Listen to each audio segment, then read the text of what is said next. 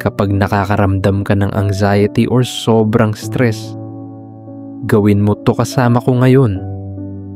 Alam ko yung feeling na parang hindi ka makahinga, parang nawawala ka sa moment at sobrang bilis ng tibok ng puso mo. Pero pwede natin ibalik yung utak at katawan mo sa ngayon. Meron akong simple grounding exercise. Tinatawag na 5, 4, 3, 2, 1. Makakatulong ito para kumalma at bumalik sa present moment. Ready?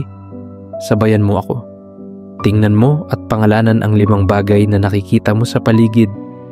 Ngayon, hawakan at damhin ang 4 na bagay na pwede mong matouch.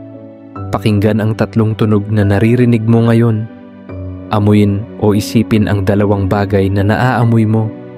At huli, isipin ang 1 bagay na nagpapasalamat ka ngayon. Kung gusto mo ng mga ganitong quick grounding reminders, follow mo ako.